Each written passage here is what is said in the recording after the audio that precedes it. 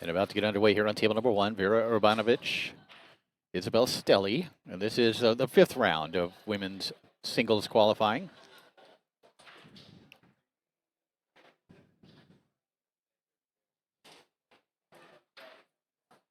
Foosball's so fun. It's so one of the things that makes foosball fun is like the meta fun. Like you like things that you laugh about things, laugh together about things because it's funny that it happened on the table. You know, without saying words, without using words.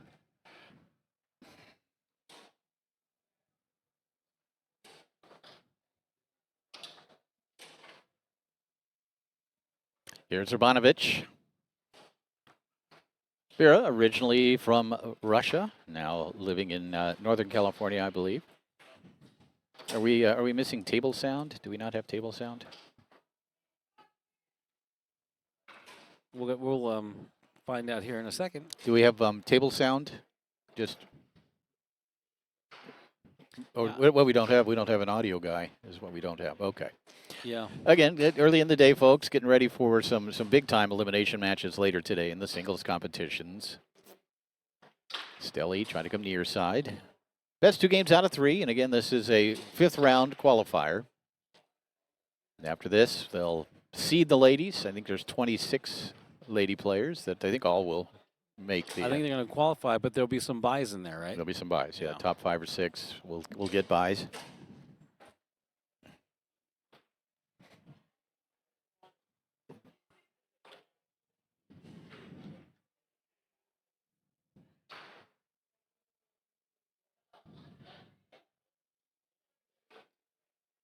Singles is a lot of fun. You get to express yourself in ways you can't in doubles because you have complete control of the table. So you get to really kind of paint your picture. You do, and we've talked about it before. And those of you not familiar with the differences between singles and doubles, it's when you have your isolated positions, there are certain things you're responsible for as a forward or as a goalie.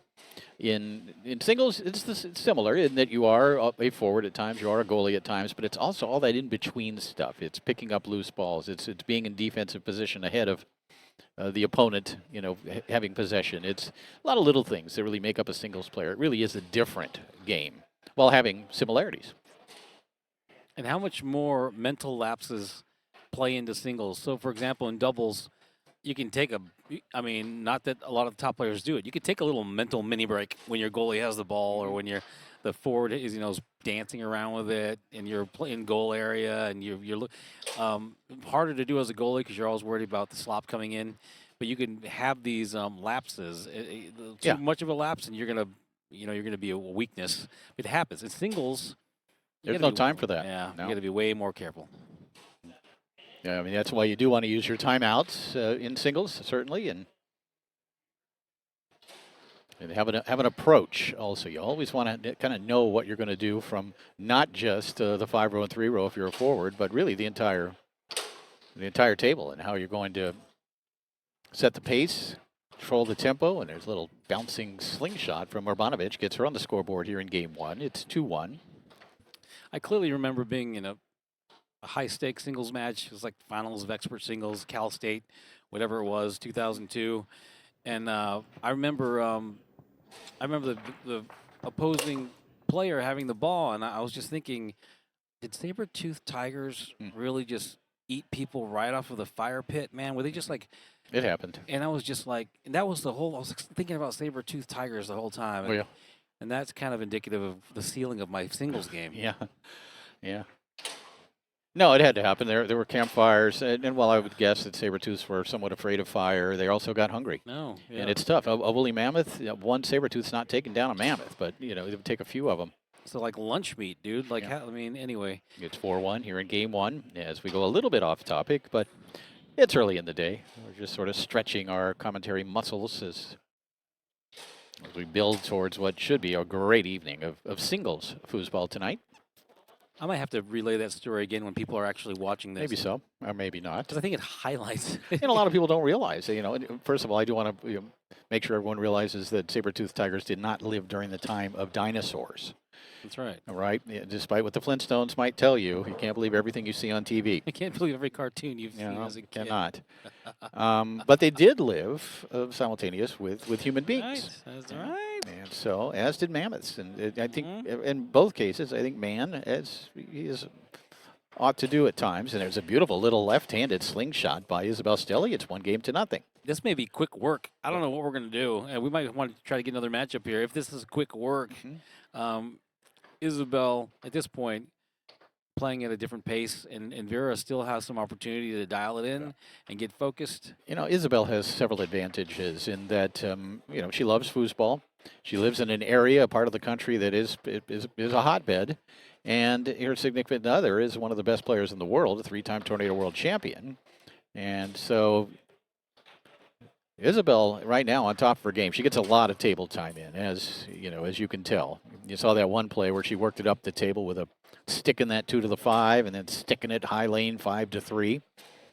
And that kind of foosball, when you see that, it takes a lot of table time to be able to do that. A lot of executions, a lot of confidence develops because of that table time. And that's where success comes from. And you know what? You know, my analogy for that, Jim, is so the one big thing you hear about NCAA men college football players, and they go into the NFL, and the speed, because now you go from a place where a few people have 4.4, 4.5, 4.8 speed with pads on to everybody has that speed, including some of those 270-pound defensive linemen. So you get elite athletes, and so what happens with Isabelle? She's always playing with elite athletes. She's playing with Sully and Terry and Brandon, so she gets used to a speed, and then when she's playing against players that aren't playing with that level quality player, she's able to play at a speed that they're not even not super familiar with, or they only get to see every once in a while, and it's the exact same thing. Are you playing with NFL players? Are you playing with Division I college players? All athletes, but then everybody's an elite athlete, and the speed is a big thing. It is. It really is, and and again, the players here this weekend, a lot of them are the best player in their town, right? They're down there beating up on everybody at the bar, and they come here, and it's a different class. And it's kind of like, when you have that former college player, quote unquote, or bar player who says, "Oh yeah, I'm really good at foosball," and then they get up against even my wife, and it's like, wow, that's a different level. There's too much speed, it's too much ball control. Yeah, right. How are you doing that with the ball? Where's the ball going? And they think they know what they've done in the past, that they're like local bar, even draw your partner, and like, what is this? Yeah. We'll figure it out. Okay. All right, Vera down a game. We'll put the ball back into play, opening up game number 2. Okay. Yep, we can hear it. Thank you. Don't we do hear the table sound now? Our engineer, Daniel Sorer, letting us know. Daniel the Sorcerer. Sorcerer. I love that. He's the sorcerer. Sorcerer is typically female. That'll be a sorceress, wouldn't it? Sorcerer. Warlocks. Yeah. And sorcerer. Although these days, there's no more actresses or comedians. They're actors. They're all actors and comedians now. So I think also maybe male or female now that could be a sorcerer practicing practicing sorcery, the sorceraceous arts. I'm glad you're so easy to manipulate to go off topic. I can just drag you into the. What are you talking about? All right, but I'm going to bring it right back to the match. No score here in the second game. 1-0 lead for Isabelle Stelly. Jim Stevens, Mark Torres, Daniel Sorger. Happy to be here to bring you some early day qualifying action. What's neat, Mark, and one thing I am hearing a lot this weekend with players is just how much they love this format, and how enjoyable it is to get out there, play a minimum of 5 or 6 matches in events. Have the break, they'll do a qualification, then we'll have an hour or two of break. They can go get lunch, go, enjoy some family time, or just go relax, do whatever. Go watch an episode of their favorite binging show. I got off topic there again. Did you see that? But the idea is that you don't have to kill yourself in foosball tournaments. You're still going to get plenty of play. You're going to get every match is meaningful. Even in qualification, these mean something. These are very competitive matches. That one's going to come back into the goal for Stelly. So feedback we're getting from players that have never played this format before is it's the only format they want to play in now. That's correct. Because they're playing, we got to remember, people are playing to get the foosball love and experience and just play foosball, and they're playing 6 matches. And in those matches, what was described to me by Brian King, who's been around for decades, said, look, I can have 3 bad games and still be in it. Yep. That doesn't happen in a regular double elimination format tournament. You have 2 bad games, you're out. And so he's getting his fill. And so he's getting a lot of foosball gratification. He's getting warmed up. He knows he might see these players again, so there's learning from the loss. It's a great, fun way to experience foosball. Here's Isabelle looking to even it up at 1 here in the second game.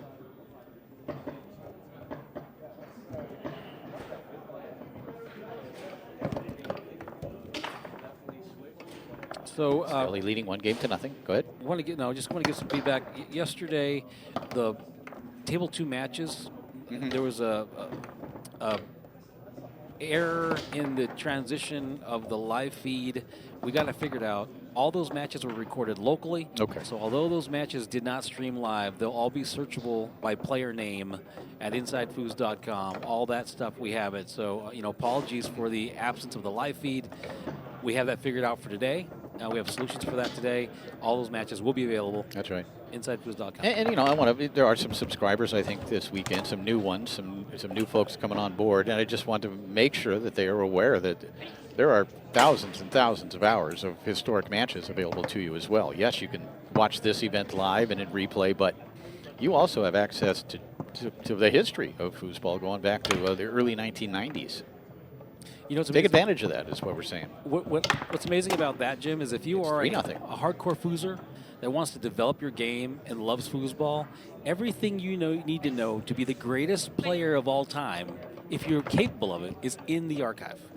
Take a look at what's in that archive. Look at history. Look at what's in vogue and out of vogue and what's been modernized. It's all there, man. Oh, my goodness. The Flava Flav of foosball. There he is. We should put him on camera for a minute.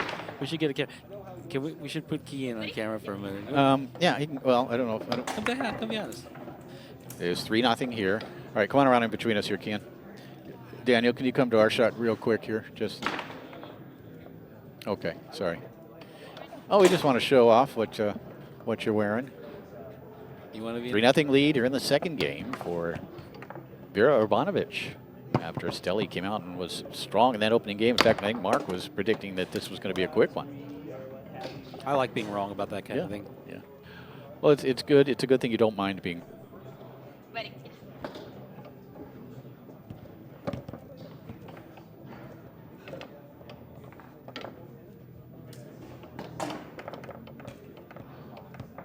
Wearing a solid gold brocade foosball man. Foos? What we've got to come with? Yeah. We actually we got to stay close to him cool. because someone might try to grab him. You're going to wear that to school?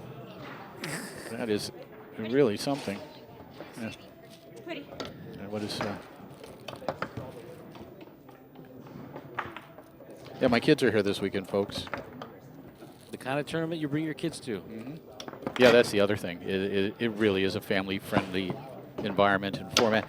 We had a conversation earlier today, Mark, you and I, and we talked about the difference. There are, for the most part, the American in the history of American foosball going back to the 80s. I'm going to use the 70s as somewhat of an exception because it was a sport back in the 70s for sure. But then over the years, it kind of evolved into it's still a sport, of course, but also into big kind of parties, right? These are conventions. They're a chance to get out and, more than anything, hang out with your friends and enjoy some adult beverages and play your favorite game.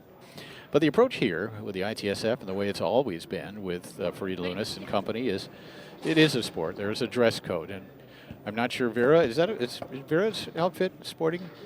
Why not? Let's just give it to her. You'll give it to her. But you have to wear the sporting attire. You have to be professional. There are certain standards that they're kept up, and we're not diminishing what happens otherwise with other promoters or the history of American table soccer. But it is kind of refreshing to really have it portrayed, displayed as a sport. So I think down deep, that's kind of what most of us would love to see. Chance here for Stelly to tie it at 3. Let's just take a look and see if Isabelle makes the shot. Does not. It makes it with a left hand, though. 3 in a row from Stelly. Have tied it. Pressure's back on Vera. You got timeout going. So the two worlds can exist. They don't necessarily have to commingle. You're right. But they can coexist. And so the tournaments that people have grown to know and love in the United States are parties. They're festive. It's it's a whole thing. It's been they reunite with friends, and it is a party, and that has its place. This is not that. We're getting in circles. And not to say that at the end of the day, and especially with the tournament ending at 10, that it was kind of neat last night. Yeah, they right? were all partying. Everybody went into the bar, and it was festive, and it was active, and it was after everyone had competed in a professional manner all day long, and it was pretty neat. And everybody got to do it because we were done at 10 o'clock, 10:30 here in the ballroom. Right. It's a reminder that you don't have to be. I want to find the right word. I guess I don't want to say a slave to the room, but you definitely captive to the room. You are for most of your day. That's right. Generally, from 10 in the morning till 3 in the morning. Yeah. And that do that for 4 or 5 days in a row, folks. Yeah. And I know you have, and I know you go home and you're like, why did I do that? And the other thing to it, and we'll kind of wrap this topic up here in a minute, is Isabelle now will set it up and look to tie it up. Another block by Urbanovich. Someone's going to hop back to Isabelle. And it's match point for Isabelle Stelly. But I don't think anyone here is complaining about not playing enough. Everyone is getting to play. They are not saying, I wish I could play more. Yeah. You can play as much as you want. There's certain times of the day when there are no matches being played, which means you have a bunch of open tables. Go play pickup games. In fact, Mark and I are going to play a pickup game against some folks later. A gentleman came up and said he wanted to have something he'd been doing recently. He wanted to have a announcer appreciation match. So there's our bar bill for tonight. Oh, man. And Vera able to put that one in from goal to even the match up at 1 game apiece. We're going to a third game. Going to a third game. Yeah, it's fun and it's new and it's for the United States and it's novel and to your point. No one's complaining about not playing enough foosball. No one's complaining about not playing frequently because a round ends, a new round starts because it's a Swiss. If anything, players and this is I heard this one complaint from somebody who's not used to this, and it'll be a rare complaint. They're playing too much foosball. They're playing too much foosball. They're not used to playing this much foosball. That's going to be a rare complaint, right? Most people are like playing pickup games because they're waiting for their match.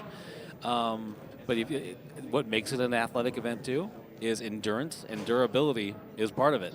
Be ready to play like every 40 minutes. Yep. Right. On the clock, really. You're going to be up. There's no waiting. There's no conflicts. You're going to be up at X time against X player on X table. And you're going to know that in advance. You're going to be able to prepare. Maybe even quickly go watch a little video for your next opponent. All right, here we go. Third game underway. Put into play by Stelly. Isabelle. And there's Vera again, who's been doing a nice job defensively, especially after that opening game, which went Stelly's way.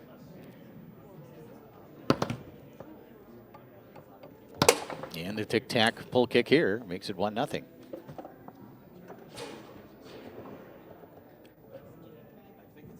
Ready? Yeah.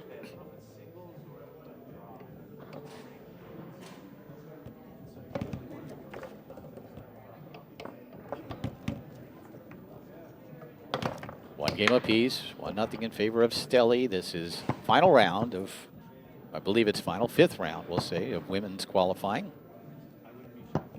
We were looking at some stats a little while ago, and one of the neat things with Coral is it shows you the actual game records or match records of every player. Every game records, and right now I think Sullivan Rue was something like 14-0 for the weekend.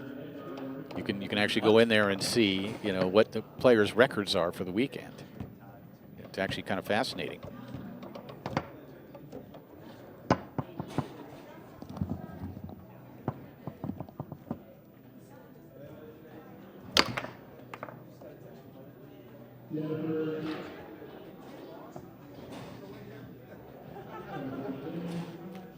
1-0 still in favor of Stelly.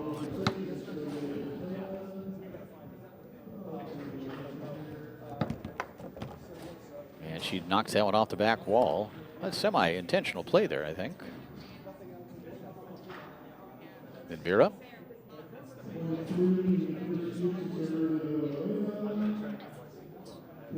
They'll stroke it home. That's a great possession and an outstanding shot from Vera Urbanovich. Ready?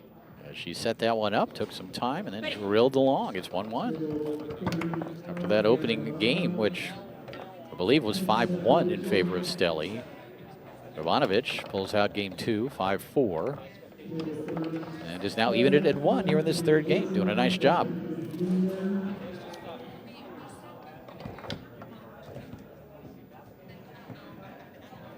Game apiece, a goal apiece here in the third. Jim and Mark and Daniel and Julian, the entire Foos TV inside Foos crew.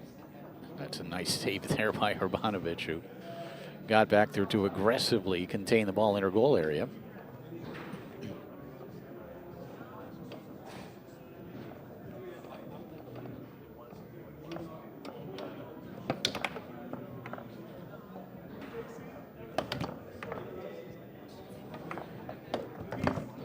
Now one going to be sent in with the left hand on the 5-row by Stelly.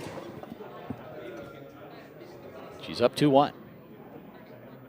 Ready? Yes. Yeah, I mean, Vera's outfit, I'm not sure that is what you would call traditional sporting attire, but the theme is there. Look at that, the black on black on black. She's actually very well dressed.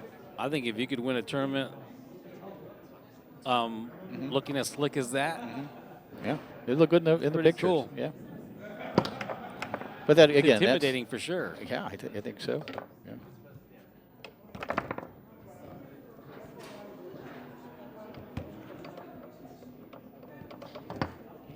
Again, executing that high lane beautifully. Stelly calmly now will set up the snake shot to increase her lead here in game 3. And she does. A little hitch one way, coming back to that near corner. She's up 3-1 here in the third.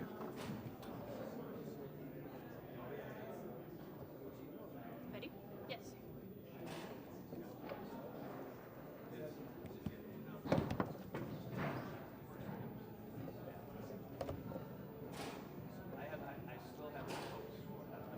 Urbanovich could use this one.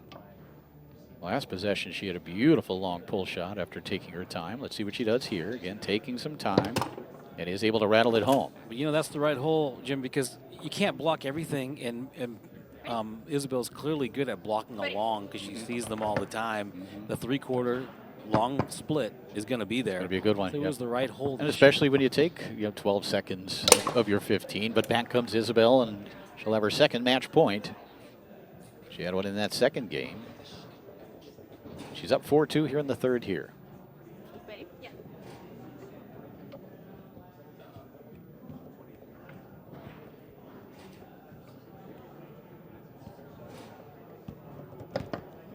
Nice blood brush up here.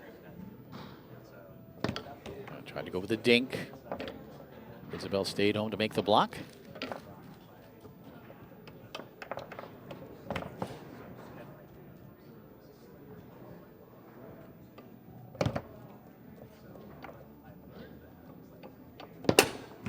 And she's back within 1.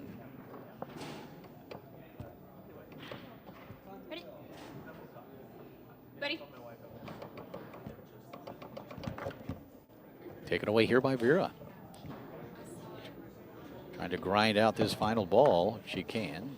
So what's happening now for our viewers is we went into the 5th round of qualifying matches. And then there's a break for the players. They're going to come back for elimination rounds. And that's at, I believe they're going to start those elimination rounds at 3:30 Central Time. Okay. Just 4:30. A little over an hour from now. Yeah, and then they're going to elimination rounds. So Vera now, after the turnover by Stelly, has an opportunity to send this one into overtime. Remember, it's always win by 2 with a ceiling of 8 in the ITSF Open competitions. But Isabelle, the takeaway, and then sends it all the way up the table and in. And Isabelle Stelly able to defeat Vera Urbanovich in 3 games. And that's going to wrap up the qualifying rounds for women's singles. They'll